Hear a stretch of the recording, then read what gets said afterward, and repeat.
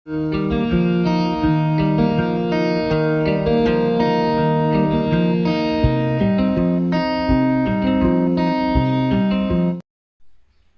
అండి, welcome back to my channel.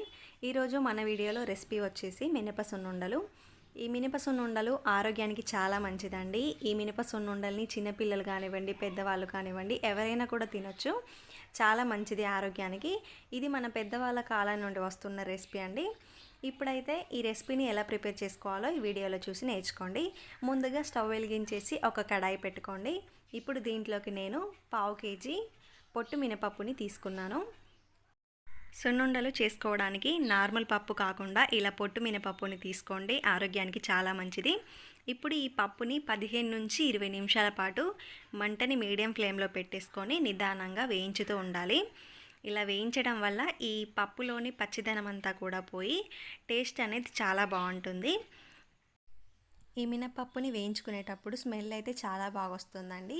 మనం ఎంత ఓపికతో ఈ మినపప్పుని వేయించుకుంటే మినప సున్నుండలు అనేవి అంత టేస్టీగా ఉంటాయి. ఇప్పుడు 20 నిమిషాల తర్వాత స్టవ్ ఆఫ్ చేసుకోండి.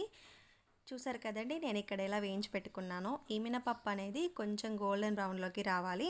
అప్పుడే మనకు ఈ మినపప్పు సరిగా వేగిపోయినట్టు. ఇప్పుడు ఈ మినపప్పుని పూర్తిగా చల్లారబెట్టుకోండి.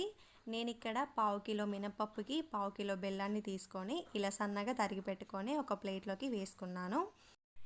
ఇప్పుడు మనము మిక్సీ చేసుకున్న ఈ పప్పుని మిక్సీ జాడీలోకి వేసుకొని మూత పెట్టుకొని మెత్తటి పౌడర్ లాగా మిక్సీ చేసుకోవాలి.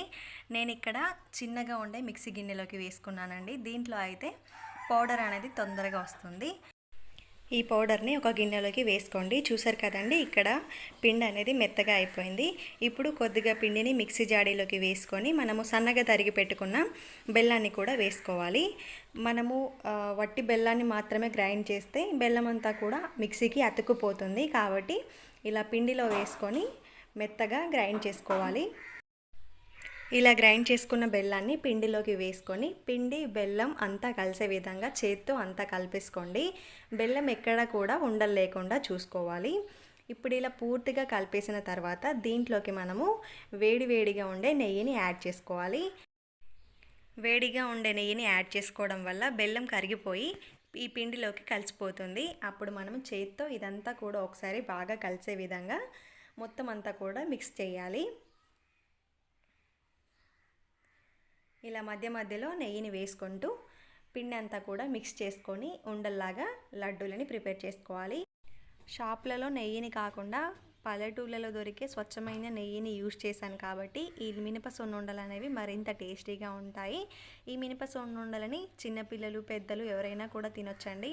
అదేవిధంగా డెలివరీ అయిన బాలింతలు కనుక ఈ మినప సున్నుండలని తింటే వారికి బ్యాక్ పెయిన్ రాదని కూడా మన పెద్దవాళ్ళు చెప్తారు. పిల్లలు వెయిట్ పెరగడం లేదని చాలామంది బాధపడుతుంటారు. అలాంటి వారికి మీరు రోజుకు ఒక లడ్డు చొప్పున ఒక 2 నెలల పాటు డైలీ మీ పిల్లలకి తినిపిస్తూ ఉండండి. ఇలా చేయడం వల్ల పిల్లల్లో కొంచెం మార్పు అయితే వస్తుంది.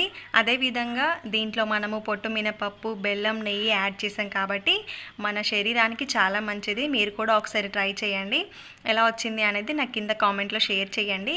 నాకు ఇక్కడ 1/2 కిలో బెల్లానికి 1/2 కిలో పొట్టు మినపప్పుకి 22 లడ్డూలు అనేవి నేను తయారు చేసుకున్నాను. మీరు కూడా ట్రై చేసి నాకు కింద కామెంట్లో షేర్ చేయండి. అదేవిధంగా మీలో ఎవరైనా మన ఛానల్కి కొత్తగా వస్తే కింద మీకు రెడ్ కలర్లో సబ్స్క్రైబ్ అని రాసి పెట్టుంది కదా, దాన్ని ఒకసారి క్లిక్ చేస్తే బెల్ వస్తుంది. ఆ బెల్ని కూడా ఒకసారి టచ్ చేశారంటే నేను ఎప్పుడు ఎలాంటి వీడియో పెట్టినా కూడా మీకు నోటిఫికేషన్లో వస్తుంది. అప్పుడు మీరు అందరికంటే ముందుగా నా వీడియోస్ అన్నీ కూడా మిస్ అవ్వకుండా చూడొచ్చు. ఓకే, మరి ఇంకా లేట్ ఎందుకు, సబ్స్క్రైబ్ చేసుకోండి. నా వీడియోస్ అన్నీ కూడా చూసేయండి. నచ్చితే మాత్రం లైక్ చేయడం మాత్రం అస్సలు మర్చిపోకండి. Okay friends, thank you for watching.